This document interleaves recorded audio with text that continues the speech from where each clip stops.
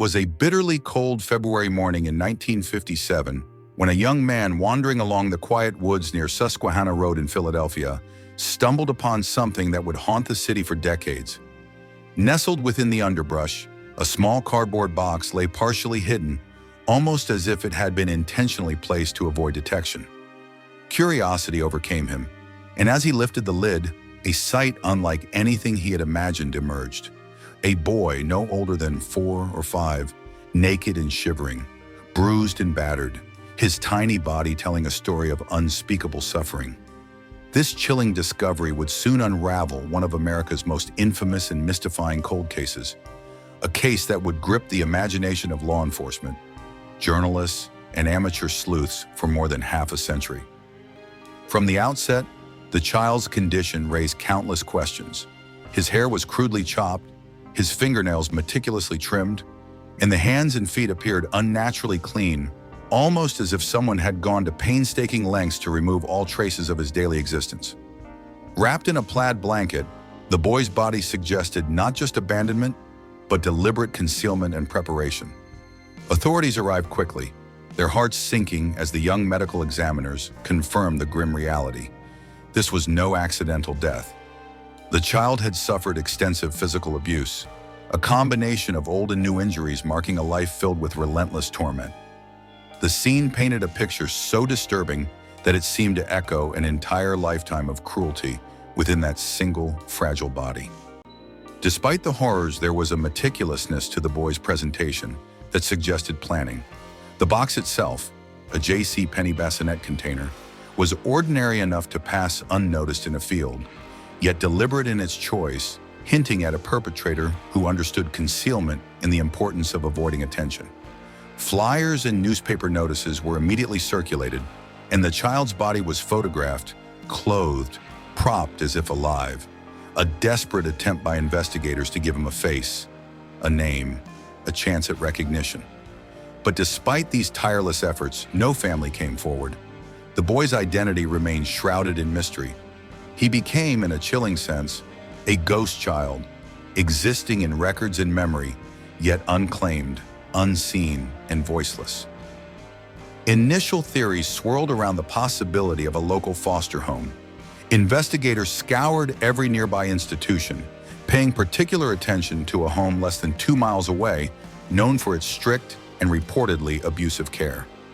Yet despite interviews and scrutiny, no evidence connected the child to any specific household. The investigation stalled, leaving the case cold and the boy nameless. Over the years, curiosity and obsession merged, attracting amateur detectives who dedicated years to uncovering fragments of truth. Yet each lead seemed to dissolve into shadows. The boy's story was more than a mystery. It was a mirror reflecting the darkest corners of human neglect and societal oversight. Among the most persistent figures was Remington Bristow, an employee at the medical examiner's office, whose fascination with the boy's fate bordered on obsession.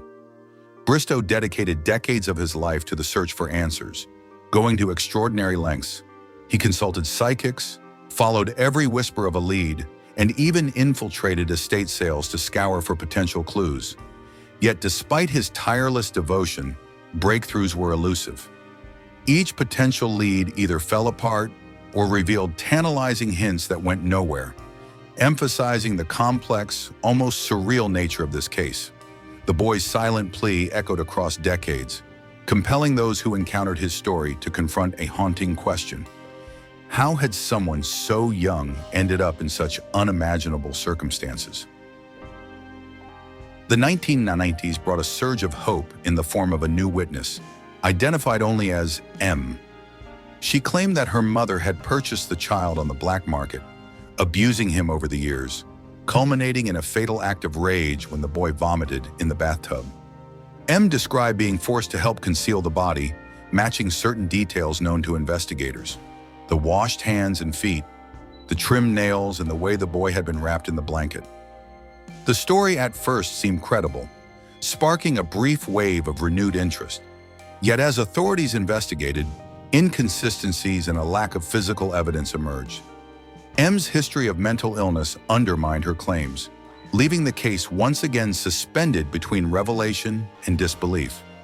This passage of time brought new technology to the forefront. As DNA profiling advanced, hopes were rekindled that science might finally solve the decades-old mystery. In 1998, the boy's remains were exhumed, and again in 2019, for cutting-edge genetic testing. Genealogical databases, the same tools that had previously solved cases like the Golden State Killer, were employed to trace the boy's ancestry, combining molecular science with meticulous historical research. Each test added layers of understanding, narrowing the search and providing unprecedented clarity. The silent boy was, step by step, becoming more than an unidentified victim. He was slowly reclaiming his story, his existence, and the human dignity that had been denied him for over 60 years. Finally, in December 2022, nearly 65 years after the initial discovery, a breakthrough emerged. Authorities announced the boy's identity: Joseph Augustus Zerelli, born in 1953. DNA testing and genealogical tracing confirmed the name, connecting him to living siblings and providing a tangible link to his lost family. For the first time, the faceless child in the box had a history, a lineage, and a place in the world. This revelation transformed public perception. The boy was no longer an anonymous victim of cruel fate, but a person whose life, however brief, mattered. Even in death, Joseph now had a presence that demanded acknowledgement, respect, and remembrance. With his identity revealed, new questions arose, more complex, more haunting than before. Why had Joseph never been reported missing? Who had custody of him during his short life? And under what circumstances did he live? How had he come to suffer such brutality? And why had he been discarded so cruelly? Investigators stressed that identifying Joseph did not close the case. It opened a new chapter. Forensic analysis, historical records, and interviews with surviving family members became the focal point of renewed investigations. Every clue was scrutinized, every connection examined, as the search for answers shifted from anonymity to understanding the boy's lived experience. The boy's story also cast a harsh light on the societal systems. Child welfare oversight in the 1950s lacked the rigor and resources needed to protect vulnerable children.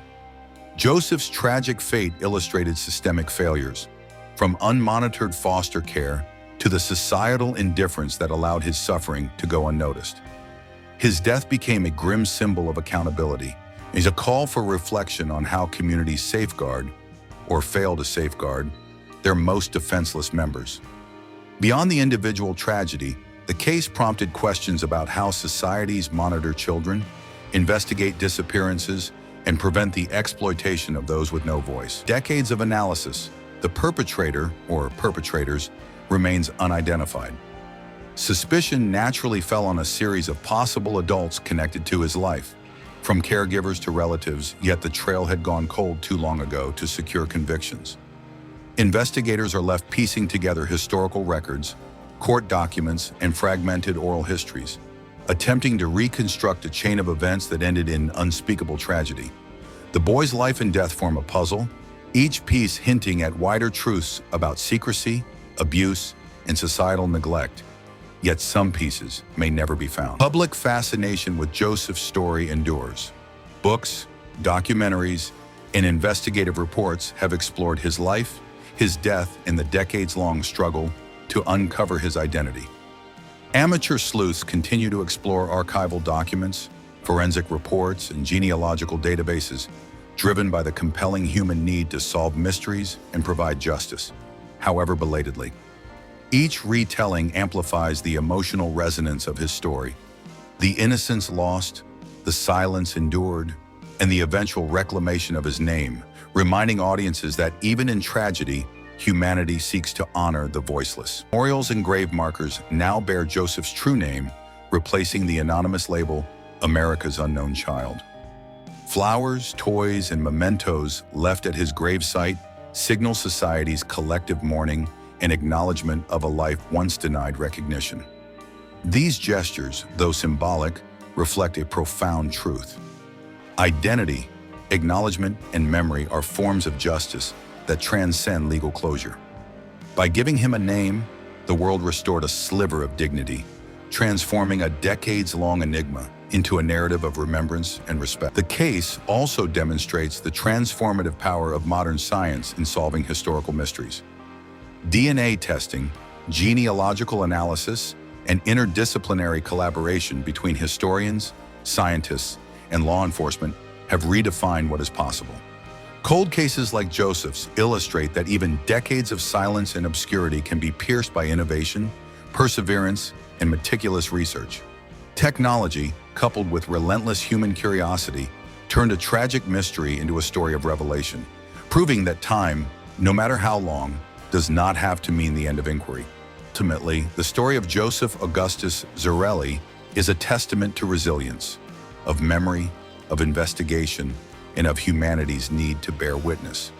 While the full truth of his life and death may never be entirely known, giving him a name has given him immortality of sorts. He now exists not as a tragic footnote in history, but as a remembered child whose story continues to inspire reflection, empathy, and the unyielding pursuit of truth. In honoring Joseph, society confronts its failures, celebrates its persistence, and affirms that every life, no matter how short, deserves recognition, dignity, and remembrance.